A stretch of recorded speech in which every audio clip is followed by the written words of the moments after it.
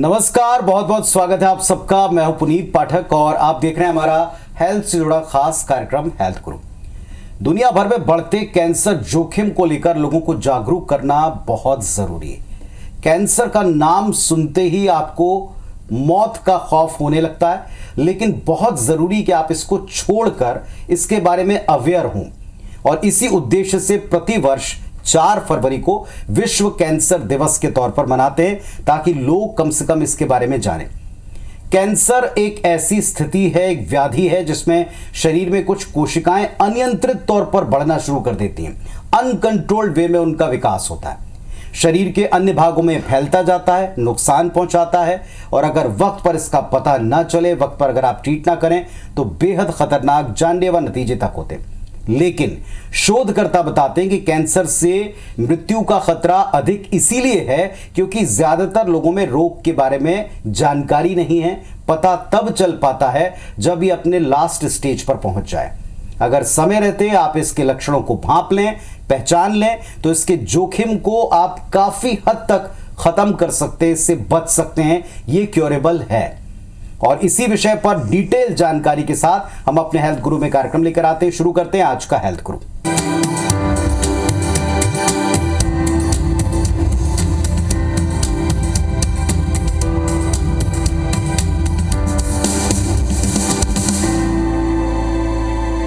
तो आज कैंसर के बारे में डिटेल जानकारी के साथ में एक्सपर्ट के तौर पर एक ऐसी डॉक्टर जुड़ी हैं जिनका दशकों का अनुभव है, जो तकरीबन 3 दशकों से विदेश दुनिया के कई अच्छे संस्थानों के साथ, देश के बेहतरीन संस्थानों के साथ अब छत्तीसगढ़ में अपनी सेवाएं दे रही हैं। डॉक्टर भावना सिरोही जी हैं, ये मेडिकल डायरेक्टर हैं और सीनियर ऑन्कोलॉजिस्ट हैं। बालको मेडिकल सेंटर से हमारे बीच पधारी हैं। डॉक्टर साहब नमस्कार, बहुत स्वागत है। थैंक यू सो मच कि आपने समय निकाला कि आप कैंसर पर अपनी बात पहुंचा सकें। वेलकम आपका।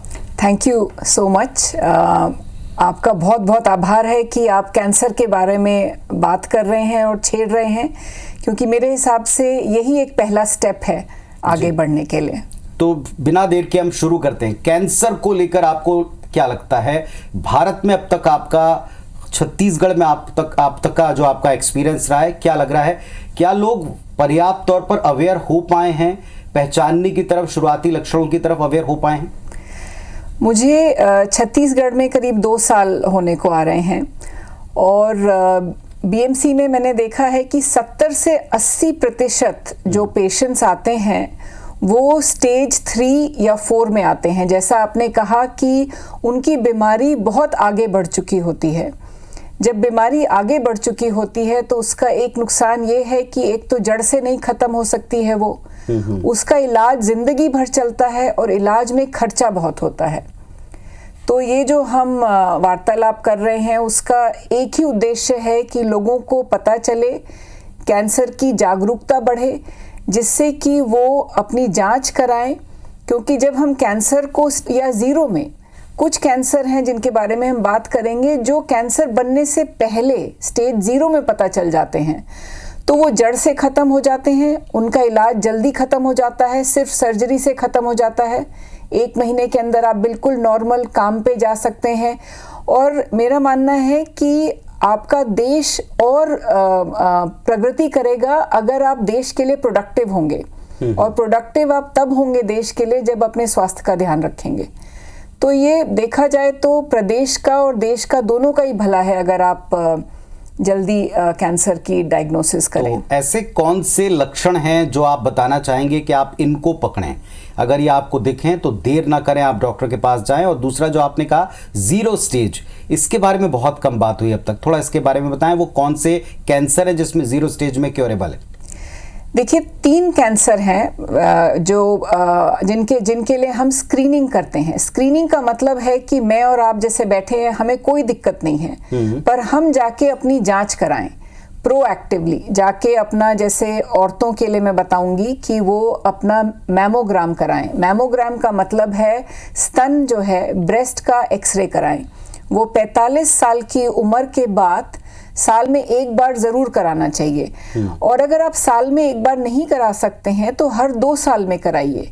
जब मैं लंदन में रह रही थी तो जैसे ही मैं 50 की हुई, मुझे मेरे डॉक्टर ने लेटर भेजा कि आपकी उम्र 50 है, अब आपको आके अपना स्कैन कराना है। इंडिया में हम 45 यूँ बोल रहे हैं क्योंकि हमारी पॉपुलेशन थोड़ी यंग है और हमारे जो यंग में कैंसर्स हैं वो बहुत ज़्यादा हैं। तो उसमें क्या है कि मैमोग्राम जब आप कराएंगे तो उसमें स्टेज 0 में पता चल जाता है कैंसर, और 0 में पता लगेगा तो हम उसको सर्जरी से या कई बार बायोप्सी से ही निकाल देते हैं। वो स्तन के कैंसर में है। दूसरा सर्विक्स, बच्चेदानी के जो नीचे का हिस्सा है उसको सर्विक्स बोलते हैं, उसका कैंसर भी स्टेज 0 में पता चल जाता है अगर आप पैप स्मीयर कराते हैं। पैप स्मीयर आपको 25 साल की उम्र से या शादी होने के 3 साल के बाद से शुरू कराना चाहिए, और वो हर 3 साल में कराना चाहिए। मैं बोलती हूँ अपने फ़ोन पे आप रिमाइंडर लगा लीजिए कि आपका मैमोग्राम ड्यू है, आपका पैप स्मीयर ड्यू है। अगर आप HPV DNA टेस्ट कराते हैं सर्वाइकल कैंसर के लिए तो वो हर 5 साल में कराना पड़ता है आपको। तो उससे क्या है, स्टेज 0 में कैंसर पता चल जाता है। तीसरा कैंसर जो स्टेज 0 में पता चलता है वो मुंह का कैंसर है। उसमें क्या है, जो लोग तंबाकू वगैरह खाते हैं उनको मुंह के कैंसर होने का अंदेशा है। तो कई बार मुंह में छाला हो जाता है या जीभ पे सफ़ेद दाग हो जाते हैं, लाल दाग हो जाते हैं, तो उसको ल्यूकोप्लेकिया बोलते हैं, इरिथ्रोप्लेकिया बोलते हैं। तो उसको अगर आप जांच कराए वो भी एक तरह से स्टेज 0 है, क्योंकि अगर आप उसका इलाज नहीं कराएंगे तो वो 2 साल में 3 साल में कैंसर बन जाएगी। चौथा कैंसर जो स्टेज 0 में पता चलता है वो आंतों का कैंसर है। उसके लिए आपको साल में एक बार अपने स्टूल का टेस्ट कराना है, बस 40 साल की उम्र के बाद। स्टूल टेस्ट में ब्लड आता है तो आपको उसके लिए आगे जांच करानी है। तो ये कैंसर्स हैं जो स्टेज 0 में पता चल जाते हैं, क्योंकि आंतों का कैंसर बनते बनते अगर वहाँ पे पॉलिप हैं आंत में 10 साल लग जाते हैं। तो बहुत ज़रूरी है कि आप साल में अगर एक बार अपना स्टूल टेस्ट करा लें। और ये सारे टेस्ट हम बैल्को मेडिकल सेंटर में वैन है, हम प्रदेश गांव जाके करते हैं, फ्री में करते हैं। आप अपने जो भी नियरेस्ट जगह है वहाँ पे जाके ये टेस्ट कराएं। तो डॉक्टर साहब ने आपको जो बताया है, एक ख्याल रखना है, जैसे अगर आप 40 वर्ष पार कर चुके तब तो ये बेहद आवश्यक हो जाता है, ज़रूरी हो जाता है कि आप वर्ष में एक बार अपने मेडिकल परीक्षण की आदत डाल लें। अगर ये आदत डालेंगे तो बहुत हद तक आप किसी भी किस्म के कैंसर से पहले पता भी लगा सकते हैं और क्योर भी कर सकते हैं। डॉक्टर साहब, सर्वाइकल कैंसर को लेकर एक बहुत बड़ी फिक्र है, इसको लेकर राष्ट्रीय स्तर पर अभियान है, थोड़ा सौभाग्य है, थोड़ा सा ये इस वक्त एक अच्छी बात हम देख रहे हैं कि केंद्र की सरकार भी इसको लेकर, इसके वैक्सीनेशन को लेकर अवेयर है। थोड़ा इसके बारे में बताएं, ये वैक्सीनेशन कितना ज़रूरी है, किन को लगता है, कहाँ लगता है? ये पहली बात तो मैं बहुत प्रसन्न हुई थी जब निर्मला सीतारमण जी ने हमारा बजट प्रस्तुत किया था और उसमें बताया था कि जो सर्वाइकल कैंसर की वैक्सीन है वो नेशनल इम्यूनाइजेशन शेड्यूल में आ जाएगी। उसका ये मतलब है कि हर लड़की को ये वैक्सीन मिल सकता है। हमारा नेशनल इम्यूनाइजेशन शेड्यूल जो इंडिया में है बहुत अच्छा है, जहाँ पे आंगनवाड़ी आशा वर्कर्स जो है घरों घरों में जाके पोलियो ड्रॉप्स देना, हेपेटाइटिस की वैक्सीन लगाना, मीजल्स की वैक्सीन लगाने का काम करती हैं। सर्वाइकल कैंसर गांवों में जो आंकड़े हैं वो हर 7वीं या 10वीं औरत को होता है, और उसके कारण भी कई हैं, पर सबसे इम्पॉर्टेंट कारण है ये इन्फेक्शन जो होता है HPV, ह्यूमन पैपिलोमा वायरस। तो ये वैक्सीन जो है इस वायरस के अगेंस्ट है और ये 80% कैंसर्स को प्रिवेंट करती है। और हमारे हिसाब से ये आपकी लड़कियां अगर 10 से 15 साल की हैं तो उनको आपको एक ही डोज काफ़ी है, एक डोज वैक्सीन का लगवाइए उनको। अगर 15 साल से ऊपर की हैं लड़कियां तो उनको 2 डोज लगाने की ज़रूरत है। और हमारा जो एविडेंस है, जो बहुत स्टडीज़ हुई हैं विदेश में और भारत में भी, तो उससे हमारा ये है कि इससे कैंसर तो प्रिवेंट होता ही है और बाकी कई मुंह का कैंसर और कई और तरह के कैंसर्स होते हैं वो भी प्रिवेंट होते हैं। बाल्को मेडिकल सेंटर और आपकी ऑन्कोलॉजी डिपार्टमेंट के बारे में थोड़ा बताएं, वहाँ किन किन चीज़ों का क्योर करते हैं, ट्रीटमेंट करते हैं, अपनी टीम के बारे में बताएं मैम, सेंटर के बारे में बताएं। तो हमारा एक 170 बेड का कैंसर हॉस्पिटल है और मैं बहुत भाग्यशाली रही हूँ कि मैं टाटा हॉस्पिटल से हूँ, जो कि सिर्फ कैंसर हॉस्पिटल है बॉम्बे में, one of the best cancer centres है इंडिया का। उसके बाद में रॉयल मार्सडन में थी लंदन में, वो भी एक स्टैंड अलोन कैंसर सेंटर है। तो जब आप सिर्फ कैंसर सेंटर में कैंसर का मरीज जाता है जहाँ पे सारी सुविधाएं उपलब्ध हैं, डायग्नोसिस से लेकर पैथोलॉजी से लेकर इलाज तक, बोन मैरो ट्रांसप्लांट तक, तो उसमें क्या होता है, सब पूरे हॉस्पिटल का फोकस जो है, सिक्योरिटी गार्ड से हाउसकीपिंग से लेके हर एक का फोकस सिर्फ कैंसर मरीज को ठीक करने में रहता है और वही हमारा उद्देश्य है। मैं बहुत प्राउड हूँ कि हमारी टीम है करीब 55 डॉक्टर्स की, जो छत्तीसगढ़ के, उड़ीसा के, मध्य प्रदेश से पेशेंट्स आते हैं, उनकी सेवा में हैं हम। और हमारी यूनिक बात यह है कि एक ही छत के नीचे सब कुछ है और हमारा जो उद्देश्य है वो सिर्फ सर्विस ही नहीं है, सर्विस बहुत इम्पॉर्टेंट है।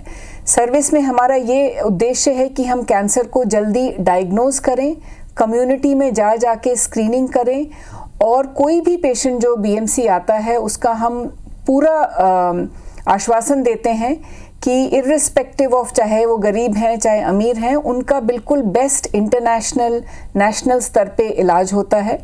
सर्विस इम्पॉर्टेंट है पर साथ में एजुकेशन और रिसर्च बहुत इम्पॉर्टेंट है, क्योंकि अगर आप सर्विस दे रहे हैं पर अप टू डेट नहीं रह रहे हैं रिसर्च के साथ, तो हमारे हिसाब से आप मरीजों की सेवा ठीक से नहीं कर सकते हैं। तो एजुकेशन प्रोग्राम्स हमारे बहुत रोबस्ट हैं। हमारी एक बाल्को ऑन्कोलॉजी वेबिनार सीरीज़ है बाओ, जो हम हर महीने करते हैं। उसमें हम देश विदेश से एक्सपर्ट्स बुलाते हैं, मॉलिक्यूलर ट्यूमर बोर्ड करते हैं, उसको हम प्रिसिजन ऑन्कोलॉजी बोलते हैं। उसमें हम देखते हैं कि पेशेंट का कैंसर का डीएनए और आरएनए कैसा है और उसके बेसिस पे हम उनका इलाज इंडिविजुअलाइज करते हैं। दो चीज़ें पेशेंट्स के लिए सबसे ज़्यादा इम्पॉर्टेंट हैं कि वो लंबा जिए और अच्छी क्वालिटी ऑफ लाइफ के साथ जिए।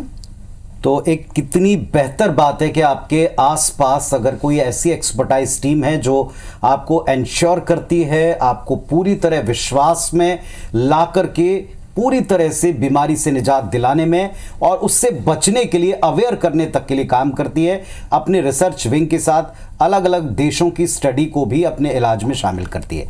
तो आप बाल्को मेडिकल सेंटर के बारे में या डॉक्टर साहब से मिलने के बारे में कोई भी डिटेल इंफॉर्मेशन, पर्सनलाइज प्रॉब्लम के बारे में अगर आप कोई क्वेरी रखते हैं, बातचीत करना चाहते हैं, तो आपको इस पूरे कार्यक्रम के दौरान टेलीविजन स्क्रीन के ऊपर बाल्को मेडिकल सेंटर के मैम के नंबर मिलेंगे। आप इन पर संपर्क करिए, एक कदम आगे बढ़ाइए, स्वस्थ रहने की तरफ, कैंसर मुक्त रहने की तरफ ये टीम तैयार है आपको सर्व करने के लिए। डॉक्टर भावना, एक सबसे इंपॉर्टेंट बात है, 3 पार्ट हम मान सकते हैं, एक मरीज स्वयं है, दूसरे आप जैसे संस्थान, डॉक्टर्स, उनकी पूरी टीम है और एक तीसरा अंग होता है सरकार का। क्या आपको लगता है कि सरकार के स्तर पर, शासन के स्तर पर अभी भी उतनी अवेयरनेस है, हम अभी भी उतना प्रोटेक्शन प्रोग्राम या अवेयरनेस प्रोग्राम चला पा रहे हैं? क्या चाहते हैं आप सरकारों से, क्योंकि आप लंबे समय से तजुर्बा रखती हैं? देखिए, हमारा पहले से मानना है कि अगर आप सेंटर्स ऑफ एक्सीलेंस हैं, जैसे हम हैं, टाटा हॉस्पिटल है, हम अगर काम करते रहेंगे उससे पूरे प्रदेश का भला नहीं हो सकता है। पर अगर सरकार वो करेगी तो पूरे प्रदेश का भला होगा। तो सबसे पहले तो हमारे हिसाब से जो HPV वैक्सीनेशन है उसको हमें जल्दी से जल्दी छत्तीसगढ़ में लड़कियों के लिए इम्प्लीमेंट करना चाहिए। और सबसे इम्पॉर्टेंट चीज़ जो है सरकार के लिए वो है कि हमारी प्रॉब्लम कितनी बड़ी है और हमारी प्रॉब्लम क्या है, उसको हमें सीखना है। तो एक पॉपुलेशन बेस्ड कैंसर रजिस्ट्री हम BMC में खोलने की सोच रहे हैं, पर मेरे हिसाब से ये सरकार को इसकी पहल करनी चाहिए, जिससे कि हमें पता लगे कि हमारी प्रॉब्लम क्या है। और हमारे हिसाब से कई पेशेंट्स आ नहीं पाते हैं इलाज के लिए। हम कोंडा गांव गए, जैसे हम बस्तर एरिया में गए थे कैंप करने, तो बहुत ज़रूरी है कि ऐसे जो रिमोट एरियाज़ हैं वहाँ पे ऐसी सुविधा हो कि सर्जरी और सिकाई, रेडिएशन के लिए तो पेशेंट्स आ सकते हैं क्योंकि ये एक बार हो सकता है, पर कीमोथेरेपी या दवाइयाँ हैं, इसमें इसके लिए पेशेंट्स नहीं आ पाते हैं। तो उसका समाधान ढूंढना बहुत ज़रूरी है और हम सरकार के साथ काम करने के लिए तैयार हैं इसमें। और दूसरा सबसे इम्पॉर्टेंट है कि जैसे आयुष्मान भारत स्कीम है, उसमें इलाज का तो हो जाता है पेशेंट्स का, पर पेशेंट को डायग्नोज करने के लिए जो टेस्ट होते हैं, स्कैन होता है, बायोप्सी होती है, पैथोलॉजी होती है, कुछ स्पेशल टेस्ट्स होते हैं, वो हमारे मरीज़ नहीं अफोर्ड कर पाते हैं। हमने पिछले साल उसके लिए करीब 3 करोड़ रेज़ किया, जिससे कि मरीज़ों को पैसा ना देना पड़े। तो मेरे हिसाब से हम तो कर रहे हैं, पर सब लोग नहीं कर पाएंगे। तो ज़रूरी है कि सरकार किसी तरह से मिल के सभी कैंसर सेंटर्स से बात करे और एक सल्यूशन निकाले। टोबैको बहुत बड़ा इशू है हमारे छत्तीसगढ़ में, करीब 40% 50% पेशेंट्स टोबैको का सेवन करते हैं। तो एक टोबैको सिसेशन प्रोग्राम जो स्टेट गवर्नमेंट की तरफ से चलाया जाए, और उसमें हमें मदद करनी पड़ेगी गांव में, गांव जा के डिस्ट्रिक्ट लेवल पे, आशा, मितानिन, आंगनवाड़ी लेवल पे हम मितानिन्स को बुलाते हैं बीएमसी महीने में एक बार, उनको ट्रेनिंग देते हैं। तो हम इसमें भी मदद करने के लिए तैयार हैं। तो ये बोलते हैं लो हैंगिंग फ्रूट, ये चीज़ें जो हैं जो बहुत जल्दी से इम्प्लीमेंट करी जा सकती हैं, ये शुरुआत है और मेरी तो बहुत लंबी लिस्ट है। मध्य भारत में, छत्तीसगढ़ में, मध्य प्रदेश में, ओडिशा में, आसपास के पूरे इलाके में आपको क्या लगता है किस तरह के कैंसर पेशेंट ज़्यादा हैं और उनके शुरुआती लक्षण क्या हैं, जो इस कार्यक्रम को देख रहे हैं, जो देखते ही तुरंत आप लोग के पास पहुँचें? जो सबसे कॉमन कैंसर है हमारे प्रदेश में वो है मुंह का कैंसर। तो मेरा कहना है आपसे कि अगर आपके मुंह में छाला हो कोई, या कोई भी सोर हो, अल्सर हो, आपके दांत ढीले हों और बार बार आपकी जीभ को टच कर रहे हैं, कोई भी ऐसी मुंह में या गले में गांठ हो जो ठीक नहीं हो रही है, आपने तंबाकू छोड़ दिया है 2 हफ्ते 1 महीने से, कई मरीज आते हैं बोलते हैं हमने तंबाकू छोड़ दिया है पर अभी भी ठीक नहीं हुआ है, तो जाके जांच कराइए। और कई बार उसकी हमें छोटी सी बायोप्सी लेनी होती है कंफर्म करने के लिए कि आपको कैंसर है या नहीं है। और कैंसर के सबसे इम्पॉर्टेंट लक्षण मैं सिर्फ एक ही बात बताऊंगी कि कोई भी चीज़, आपका जो शरीर है आपको सिग्नल देता है कि मैं ठीक नहीं हूँ, आप मेरे को यहाँ दर्द हो रहा है, यहाँ से खून जा रहा है, कहीं से भी खून जाना नॉर्मल नहीं है। अगर आपके नाक से, यूरिन में, स्टूल में या थूक में या उल्टी में खून आया है, चाहे वो एक भी बार आया है, वो ठीक नहीं है, वो आपको जांच कराना है। अगर आपके महीने बंद हो गए हैं और फिर शुरू हो गए हैं, चाहे वो एक ही बार स्पॉटिंग हुई हो, आपको डॉक्टर को दिखाना है। आपको महीना 2 हफ्ते में आ गया है या बहुत लेट आ रहा है, तो वो भी गलत है। तो ये कुछ लक्षण है, कहीं पे भी गांठ हो शरीर में, और ज़्यादातर गांठें कैंसर नहीं होती हैं, तो डरने की बात नहीं है। अगर आपके ब्रेस्ट में गांठ है, वो लेडीज़ को नॉर्मली होती है और एज के साथ जो है वो छोटी हो जाती है, जैसे फाइब्रॉइड होता है यूट्रस में, बच्चेदानी में। तो पर लेकिन आपको एक बार जाके जांच करानी है, डॉक्टर आपको बता दे कि ये कैंसर नहीं है, और ये इससे क्या है आप निश्चिंत हो जाएंगे कि ये कैंसर नहीं है। अगर आपका वजन कम हो रहा है, आप खाना ठीक खा रहे हैं, उतना ही खा रहे हैं, आपका वजन कम होता जा रहा है, आपके कपड़े ढीले हो रहे हैं, तो आपको इसकी जांच करानी है। लिसन टू योर बॉडी, मैं हमेशा बोलती हूँ, अपने शरीर की आवाज़ को आप सुनिए और उसकी जांच कराइए। तो उससे क्या है कि बीमारी जल्दी पकड़ में आ जाएगी और आपको ज़िंदगी भर इलाज में नहीं लगानी पड़ेगी। बहुत अच्छी बात डॉक्टर भावना ने जो की है, एक सूत्र में अगर आप कहें, आपका शरीर आपको अलार्म देता है, आपका शरीर आपको इंडिकेशन देता है कि मैं ठीक नहीं हूं, उसे इग्नोर किया तो वाकई ठीक स्थिति नहीं रहेगी। लेकिन अगर उसे पकड़ा और आप पहुंच गए बालको मेडिकल सेंटर या किसी भी आपके पास के नियरेस्ट बेस्ट सेंटर में, तो फिर आप अपने आप को उस गंभीर बीमारी से बचा सकते हैं। डॉक्टर साहब, जो इस कार्यक्रम को देख रहे हैं, आजकल हम देखते हैं कि हर तरह की बीमारी घूम फिरकर हमारे लाइफस्टाइल को ब्लेम करती हुई पॉइंट आउट करती नजर आती है। लाइफस्टाइल को कंप्लीटली तो चेंज नहीं किया जा सकता, लेकिन क्या ऐसी चीजें हैं जो डेली लाइफ में अपनाकर आप अपने आप को थोड़ा कैंसर से दूर ले जा सकते हैं? मैं ABCs बोलती हूँ, उससे जो है मुझे भी याद रहता है और कुछ भूलती नहीं हूँ मैं जी। अच्छा। तो A से मतलब है अवॉइड अल्कोहल, अवॉइड टोबैको किसी भी फॉर्म में। अवॉइड प्रोसेस्ड फूड, मतलब इन चीज़ों से दूर रहिए आप, तंबाकू से, मदिरा से, और जो खाना जो खाते हैं वो ताज़ा बनाइए, रखा हुआ खाना मत खाइए, उसे बार बार गरम मत करिए। कोशिश करिए कि आप जो खाना खा रहे हैं वो फ्रेशली, मतलब ताज़ा बना हुआ हो। लंबे समय तक गर्भ निरोधक गोलियां का सेवन ना करें। और बी से है, बी वैक्सीनेटेड।